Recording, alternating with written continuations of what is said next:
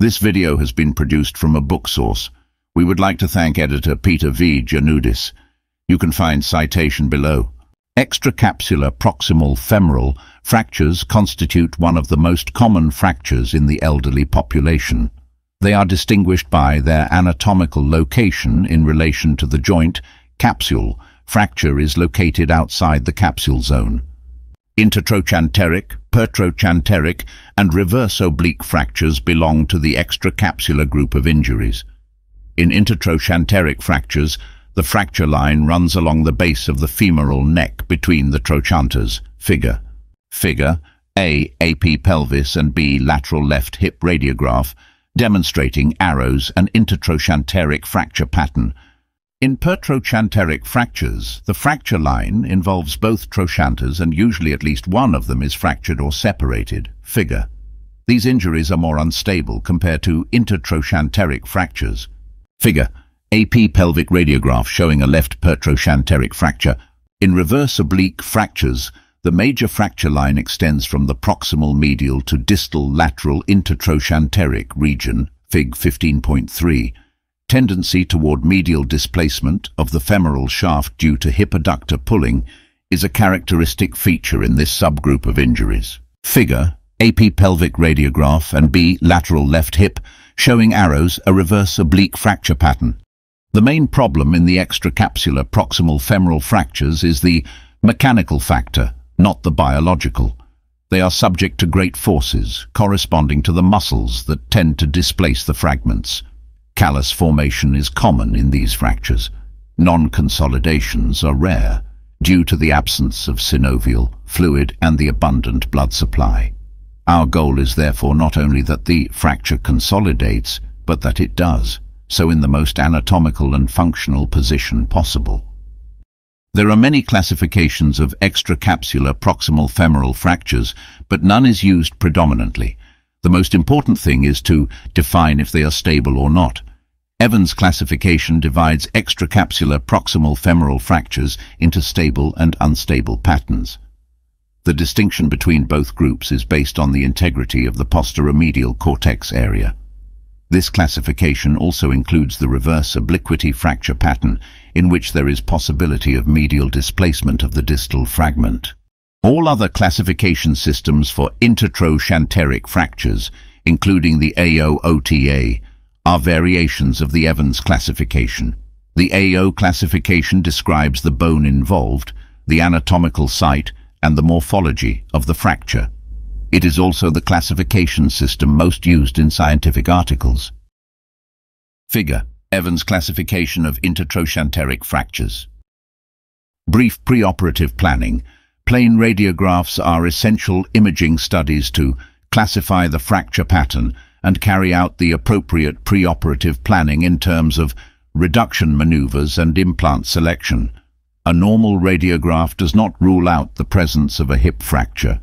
8% of patients suffering from hip pain have a hidden fracture. When a fracture is suspected and plain radiographs are inconclusive, magnetic resonance imaging, MRI or CT scan, can be requested to confirm the diagnosis. Almost all fractures of the proximal femur, if not all, should be surgically stabilized to avoid further displacement and ongoing painful stimuli, and to facilitate early mobilization and weight-bearing. Conservative treatment is only considered in patients unable to walk, in those who present a clinical situation too serious to withstand an intervention, or in patients who refuse intervention. Treatment goals are to restore the preoperative functional status and to decrease mortality and morbidity and length of hospital stay. Surgical fixation of intertrochanteric fractures is based on restoring the normal alignment, angle between the neck and the shaft of the femur, and allowing controlled collapse in both stable and unstable fractures. Regardless of the method and device used, the main technical factors that eliminate the complications of surgical treatment are restoration of alignment and correct insertion of the appropriate implant selected to stabilize the fracture. The most frequent complications reported are loss of reduction, migration of implants leading to cutout, malunion, non-union, and a vascular necrosis of the femoral head. For stable intertrochanteric fractures, dynamic hip screw, DHS, continues to be the most common implant of osteosynthesis used. It allows the controlled collapse of the fracture that increases bone contact and decreases the failure of the implant. It favors impaction while at the same time it increases the intrinsic stability of the fracture. Its advantages are easy to place, familiarity of the surgeons with their use, wide availability, high success rates, low rate of complications and low cost. On the other hand, the disadvantages are open technique, increased bleeding, higher failure, rates in unstable fracture patterns, and excessive subsidence causing shortening of the limb. The most common angle of the DHS used is 135 degree. However, implants at 150 degree are biomechanically superior but may be associated with higher cutout risk. A variant of DHS is the dynamic helical hip system, DHHS. The spiral sheet being used here improves the rotational stability of the femoral head fragment. Another of the advantages described is that the removal of bone tissue is less with the spiral blade than with the traditional hip screw. Cephalomedullary devices are the choice of implants for Pertrochanteric, reverse oblique, and in general terms, unstable fracture patterns. Their theoretical advantages in comparison to extramedullary implants are mainly biological and mechanical. From the biological point of view, intramedullary osteosynthesis respects the periosteal vascularization and does not disturb the fracture hematoma. From the mechanical point of view, the lever arm at the level of the proximal end of the femur is shorter than that generated with extramedullary methods, thereby decreasing the risk of implant failure. The most obvious biomechanical advantage of the intramedullary nail is its load-sharing property. Its advantages are percutaneous insertion, greater resistance to varus, and reduced risk to subsidence and shortening. Its disadvantages are possibility of peri-implant fracture, short nails, higher incidence of nail migration, and higher cost. When a cephalomedullary implant is selected, the lag screw should be placed in the central area of the head and reach the subchondral bone. The measurement of the tip apex distance, TAD, 25 mm, can predict failure of fixation, particularly in the osteoporotic bone. Total hip arthroplasty, THA, would only be recommended in pathological fractures, in patients with very symptomatic anterior coxarthrosis, and potentially in patients with rheumatoid arthritis who suffer an unstable fracture, since they have a higher risk of a vascular necrosis and pseudoarthrosis. The surgical technique is more demanding. It is often necessary to use revision components, such as femoral stems with calcar replacement, bipolar heads, and double mobility cups, trying to provide an increase in mounting stability due to the high risk of dislocation. Patient setup in theatre. Following general or spinal anesthesia, the patient is placed in supine position on the fracture table, and closed reduction of the fracture is recommended by traction and rotation of the affected extremity. The unaffected leg, using an appropriate device attached to the fracture table, is abducted and flexed as far as possible to make room for the image intensifier, figure. Reduction should be achieved as anatomically as possible. If this is not achievable in a closed procedure, open reduction may be necessary. The skin all over the affected leg is prepared with usual antiseptic solutions, aqueous, alcoholic, povidone iodine. The patient is then prepared and draped as for standard proximal femoral procedures. When positioning the drapes, bear in mind that the incision will be proximal to the greater trochanter if an IM nail device has been selected to stabilize the fracture. Figure A. Intraoperative image with 2 in place checking the anatomical landmarks prior to skin incision. B. Anatomical landmarks have been marked on the skin prior to the skin incision for an intramedullary nailing procedure, greater trochanter, GT. Incision will be made over the line extending proximally from the GT. Closed reduction maneuvers. With the aid of the axial traction, disimpaction of the fragments can be achieved, and any residual varus deformity can be corrected. Figures. While maintaining traction, the leg is internally rotated 10° 15° to complete fracture reduction. The patella should have an either horizontally or slightly inward position. In stable fractures, these maneuvers should be sufficient. Closed reduction maneuvers, with the aid of the axial traction, disimpaction of the fragments can be achieved, and any residual varus deformity can be corrected. Figures. While maintaining traction, the leg is internally rotated 10° 15° to complete fracture reduction. The patella should have an either horizontally or slightly inward position. In stable fractures, these maneuvers should be sufficient. Preoperative A. AP pelvic and B. lateral radiographs demonstrating a left-displaced Pertrochanteric hip fracture. C. AP and D. lateral fluoroscopic images of the left hip showing improved alignment after closed reduction. Alternatively, greater internal rotation and a degree of abduction to increase the degree of valgus might be necessary. Remember that acceptable reduction on both the AP and lateral planes is essential. Consequently, fluoroscopic imaging confirming reduction in both planes is required. Acceptable reduction is considered between 5° of varus and 20° of valgus in the AP plane in respect to the contralateral hip and less than 10° of difference in the axial plane. A slight valgus of the fracture is acceptable and in some cases even convenient.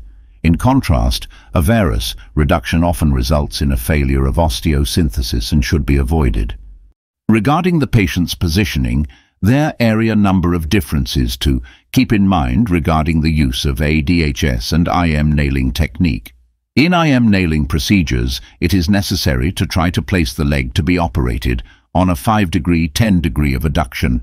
Moreover, the trunk has to be tilted to the contralateral side to facilitate access to the greater trochanter. Reduction instruments. Reduction instruments that could be useful for open reduction procedures includes threaded, K-wires, Steinmann pins, T-handle, Hohmann, elevators, bone hooks, reduction clamps, circlage, wire, and ball spike pusher. Surgical approach. The location of the incision depends on the selected fixation device.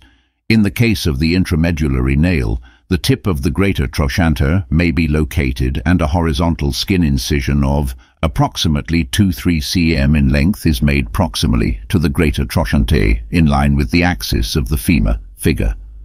This is somewhat slightly posterior to what one might expect. In obese patients, a sufficiently wide incision should be made to allow the use of the insertion handle without excessive pressure of the soft tissues in the proximal area of the wound, and for easy identification and appropriate selection of the entry point. A small incision is deepened through the fascia lata, splitting the gluteal muscle approximately 1-2 cm immediately above the tip of the greater trochanter and thus exposing its tip. Correct placement of the nail entry point is a crucial step of the technique and should be controlled in both projections using fluoroscopy. In the AP plane, the entry point should be located slightly medial to the tip of the greater trochanter. If it is more lateral, it can lead to excessive milling of the lateral cortex, weakening it, and a varus displacement of the fracture when the nail is inserted. In the lateral projection, the entry point should follow the axis of the femoral shaft, that is, between the anterior third and the posterior 2/3 of the greater trochanter. The lateral approach of the proximal femur, used for the sliding hip screw, must be in line with the axis of the femoral neck, but exposure of the femoral shaft must also accommodate the length of the selected side plate. It is a direct lateral approach in which the fascia lata is separated and the vastus lateralis is incised or a flap is raised to allow direct exposure of the lateral femoral cortex. For muscular patients or for increased proximal femoral shaft exposure, the vastus lateralis can be reflected anteriorly by adding an anterior transverse extension to the incision. Beginning proximally and posteriorly, the muscle mass is elevated from the femur and reflected anteriorly. The first perforating vessels lie on the lateral femur, approximately 5 cm below the vastus lateralis ridge, inferior border of greater trochanter.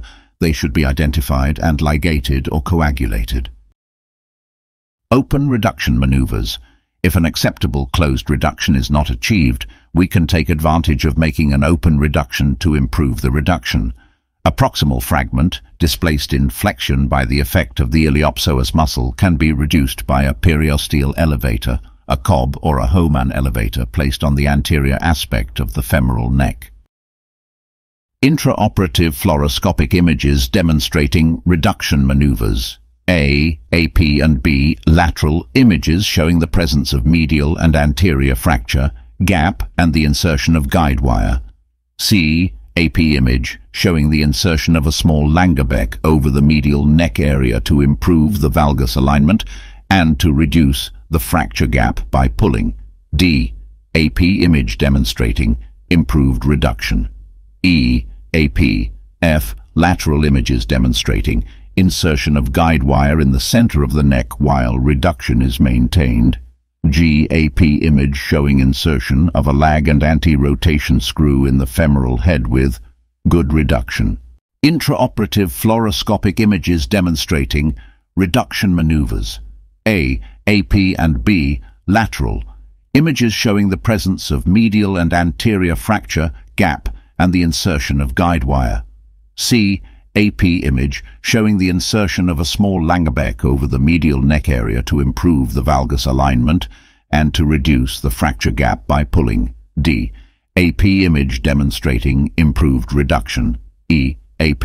F, lateral images demonstrating insertion of guide wire in the center of the neck while reduction is maintained. G, AP image showing insertion of a lag and anti-rotation screw in the femoral head with good reduction. Implant insertion. The mechanical effectiveness of internal fixation is determined by 5 independent variables. A, bone quality. B, fragment geometry. C, quality of reduction. D, implant selection. And E, implant placement. All of these parameters are controlled by the surgeon. Implant placement in the biomechanically ideal position for the individual patient is probably the most important of the 5 variables. The next step for DHS implants is the introduction of the guide wire of the cervical cephalic screw, taking into account that the entry point for an angled 135-degree plate is usually located in the center of the lesser trochanter. This step is important because it will define the posterior position of the screw in the femoral head, lateral projection. There are authors who defend, in the AP projection, the centered placement of the screw in the neck and close to the subchondral region of the femoral head. Others place it closer to the cortical lower neck for better screw anchorage. Finally, the lateral plate is inserted and is held in the femoral shaft with the insertion of usually 4 screws. Following the opening of the correct entry point, proper proximal reaming is done to allow the introduction of the nail without producing displacement or separation of the fragments. The most recommendable placement of the cervical cephalic screw is in the center of the head in AP and lateral planes, or in any case somewhat lower in the AP projection. It is necessary to avoid superior positions or tip apex distance, T8, less than 25 mm or about 10 mm from the joint in both planes, figure. It must penetrate at least 1 centimeter into the subchondral bone. If not, it does not grip and acts as a stress accumulator, stress riser, being able to cause a subcapital fracture. Summary of tips and tricks pitfalls. 1. Use the tip apex distance. The tip apex distance is a useful intraoperative indicator of the depth and centralization of the compression screw in the femoral head, regardless of whether a nail or a plate is chosen to fix the fracture. The ideal position of the screw in both planes is about 10 mm from the subchondral bone. It has been shown that a distance less than 25 mm generally predicts a satisfactory result. Assess the involvement of the lateral wall. It is a factor determinant of fracture stability. If this wall is affected, it could cause medial translation of the femoral diaphysis and lateralization of the proximal fragment if a sliding screw is used. In these cases, the use of DHS should be avoided and a nail must be used. Take into account the anterior curvature of the femoral shaft. With aging, the diaphysis enlarges and the femoral arch increases. The radius of curvature in the diaphysis is at 114–120 centimeters. It is important to use nails with a radius of curvature of less than 200 cm. The use of two straight nails in an osteoporotic femur causes the nail to pinch or even perforate the anterior femoral metaphyseal cortex distally. If resistance is found during the insertion of the long intramedullary nail, a lateral X-ray of the distal femur has to be obtained instead of trying to hit the nail with a hammer, since an iatrogenic fracture can occur. Most intramedullary nails have gradually evolved into a more arched design. Take into account the entry point of the nail. It is recommended a slightly medial entry, point to the exact tip of the trochanter, and to avoid as far as possible the lateral enlargement of this entrance hole. A placement of the nail in a more lateral position than what was intended can lead to proximal fragment, malreduction, or to a high position of the compression screw. If the fracture line passes through the nail entry point, a medially directed force applied to the lateral trochanteric region, use a ball spike pusher, helps preventing displacement of the greater trochanteric segment laterally during reaming. Do not ream a non-reduced fracture. A misaligned intertrochanteric fracture cannot be reduced by simply passing an intramedullary nail through it. A closed reduction will be attempted, and if this is not possible, some form of percutaneous or mini-open reduction using a bone hook along the lesser, trochanter or percutaneous levers without the need for denuding the periosteum or evacuation of the hematoma is advised. Use caution in the nail insertion path. The use of the hammer is not recommended, as it can cause an iatrogenic fracture. It is safe to gently tap the insertion arch with mallet for final seating and fine-tune the intramedullary nail. The diversity of diameters at the distal end and the valgus angles at the proximal end of modern interlocking systems has reduced the frequency of iatrogenic femoral fractures. It is important to understand that if a hammer is needed to advance the nail, there is a problem, more reaming is required, or there is compression of the anterior cortex due to discrepancy with the angle of the femur and the nail. The cause of the difficulty must be identified and corrected, since the intramedullary nail should pass manually. Avoid varus angulation of the proximal fragment and use ratio between trochanter tip and femoral head center.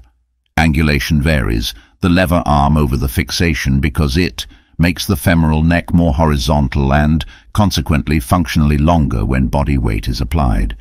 This also causes the fixation of the femoral head to be higher than would be ideal and increases the risk of complications such as cutout.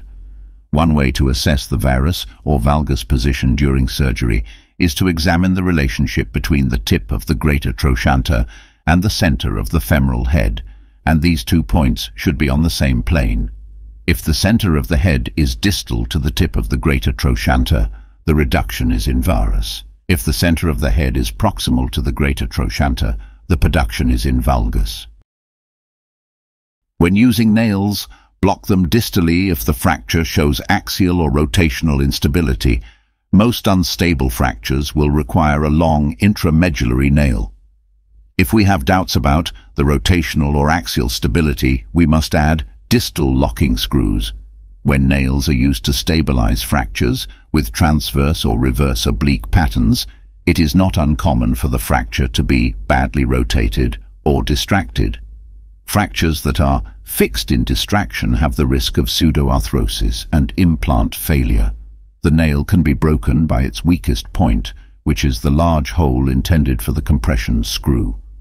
To eliminate distraction, the traction on the lower extremity should be released during surgery and before insertion of the distal locking screws, and confirm bone-bone contact with fluoroscopy. Use of methyl methacrylate, cement. Recent studies have demonstrated that the use of cement around the tip of the cephalic screw increases the grip of the implant to the bone. This effect is even greater when the reduction or placement of the cephalic screw is suboptimal. Thanks for watching. Thanks for watching. Orthopedics Trauma in YouTube. Subscribe.